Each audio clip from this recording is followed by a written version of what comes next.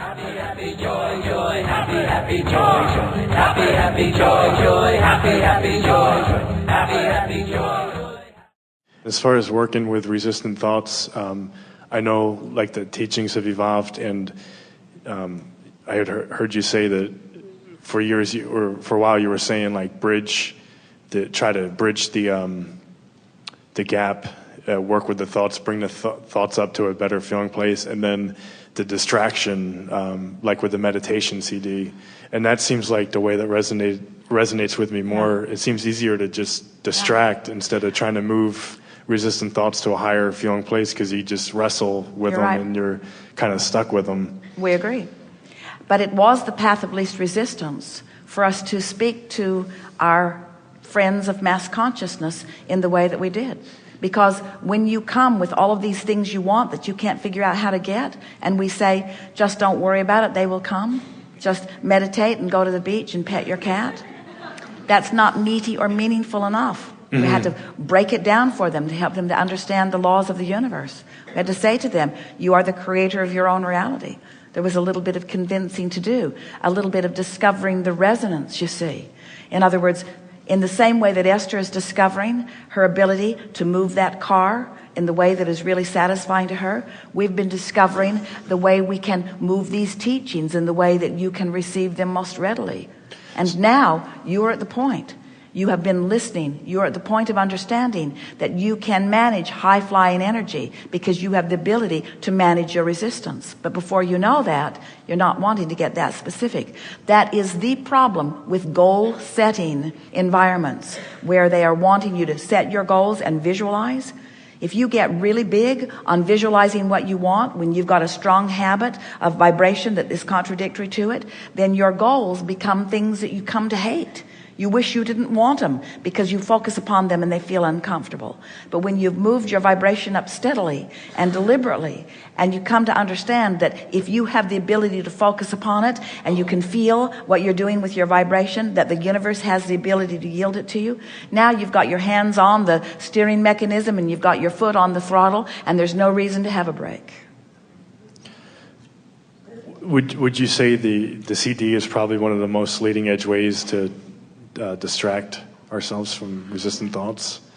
Are you talking about the meditation CD? Yeah, getting into the vortex meditation CD. We would say that it is a more specific tool than some are ready for. Because it's talking about specific subjects, and just the conversation in those subjects could be challenging to some.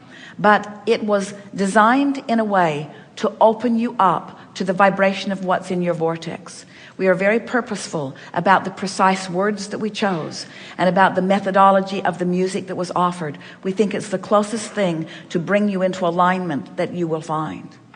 We also want to acknowledge that while there are many, many publishers, foreign publishers around the world, that want to produce that by translating it into their own language, we've not encouraged it because of the precision of the words that were chosen for that. They are vibrationally perfect. But every word means something different to everyone. So you sort of have to work yourself into vibrational alignment with it. And so that's where that music comes in. It sort of lulls you into a distracted place where the vibration of who you are will slow down enough. So it's sort of like the perfect combination. The music and the breathing technique slow you to the place that you're in a state of allowing. And then the subtle and precise mentioning of the things that we know are in your vortex allow you to achieve vibrational alignment with who you really are. We think it's a really good tool. Yeah, I was using it for a little while, and I definitely noticed a change, and I stopped using it. Like, why would I put the brakes on momentum? Why would it not feel completely comfortable to you? Well, why would I actually get in the way of that? Like, why would I, if the CD was working and I noticed changes happening, like stop using it? Or like, say I'm going to the gym and I start to feel better and I notice results and then I stop. Like, why would I get in the way of getting on the highway and just going. Do you see what I'm saying? We do, and in part, it's the reason that we continue to offer you new processes, because sometimes a process sort of reaches its saturation point with you. In other words, sometimes when it's new, your anticipation is greater, and so your resistance is less. That's why there will always be another process. That's kind of how it is, huh? It's how it is. It's just, You are expanding beings, you see. You are expanding beings. If you have not been utilizing the Getting into the Vortex meditation CD, we encourage you to do it. If you've been using it for a while, we encourage you to do something else. Feel your way. Get in your own car and drive as fast as you can. That's really what we're talking about. Get into your own life and focus on where you want to go and go as fast as you can. And you'll figure out pretty fast if you're going faster than your vibration allows, faster than your alignment allows. And if you still want to go really fast, then do something about your resistance. If you don't want to go fast, then slow down and your resistance won't be a problem. If you're going 5 miles an hour and you hit a tree, no big deal. If you're going 120, 220, 400, you're going really much faster than that. Esther's speedometer says 220. She hasn't quite got there. Quite. But if you are going 120 miles an hour and you hit a tree, it's a bigger problem. Mm-hmm. So the resistance really is the factor that you're wanting to keep your ear to the ground, so to speak, to feel. Well, the CD still felt fresh, like it still felt like there'd be a lot of benefit in still using it. And that's true of everything. It's true of conversations with friends. It's true of things that you are reminiscing about. There is much about your past. We're not trying to guide you away from your past. We're just wanting you to selectively sift high frequencies from your past. I think to me, deliberate creation and understanding the law of attraction is about having your life be bigger, not limiting yourself or who you're around. It's about allowing your life to be as big as you've already made it. Yeah. Because it's way bigger in the vortex version than you have allowed it to be. And so what we talk about all day, every day in these gatherings is, how can I prepare myself for the bigness of the life that I've created? And the answer is, feel your way to it. By demanding of yourself lots of fun, and demanding of yourself lots of high-flying good feelings, and demanding of yourself ease and relief, demanding of yourself feeling good. Just think and feel, speak and feel, have relationships and feel your way to it. And I believe people from the past can still be, part of that.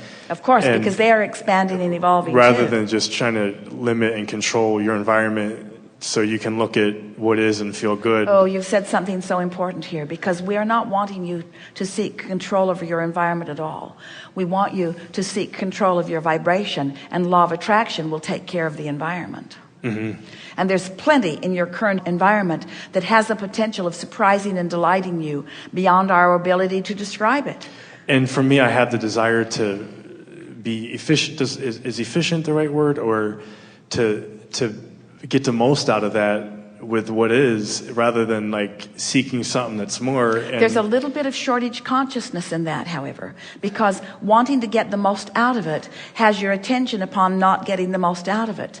And if you can accept that perfection is unfolding and just gently increase your allowance, in other words, as you increase alignment or allowing, you're decreasing resistance.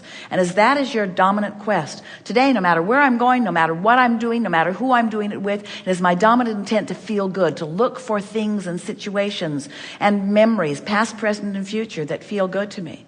And as that is what you're focused upon, then anything that's not a vibrational match to that has to fall by the wayside.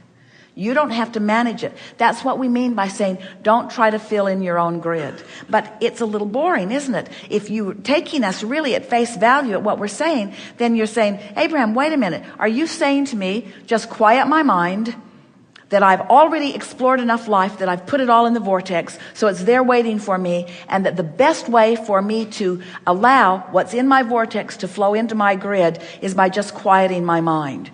Won't I be bored if I just quiet my mind? And we say, try it. You'll like it. Because when you quiet your mind, when you take us seriously and you stop that resistance, as what's in the vortex, in the vibrational reality, begins to flow into your grid, the details of that are the specifics that you've been looking for. And it feels to you like inspiration. It feels to you like it's all your idea, because it is all of your idea. That's what we mean by saying, ready yourself for the readiness that's already there for you. So you won't be bored, because surprising rendezvous will be taking place, and new insights will take place, and new combinations of things that you've been thinking about and knowing about and wanting will take place. It's not possible for quieting your mind to be a boring experience. And that seems counterintuitive, doesn't it? Seems like I want to go to meditation and I want to center myself and I want to get into a place of alignment, and then I want to think about all of the exciting things that I want to think about. And we say, you've already put all of the exciting things that you want to think about in your vortex. Quiet your mind and they will occur to you in the order that is most conducive for you to reach the highest vibration. Does that make sense to you?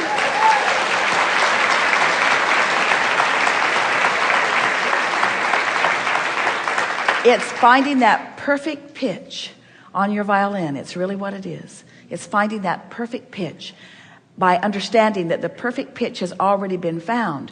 You're just not offering any more discordant chords. And in the absence of the discord, you find perfect pitch. And I know that's how it can be. I mean, on some inner level, I know that it can be that way. Perfect pitch.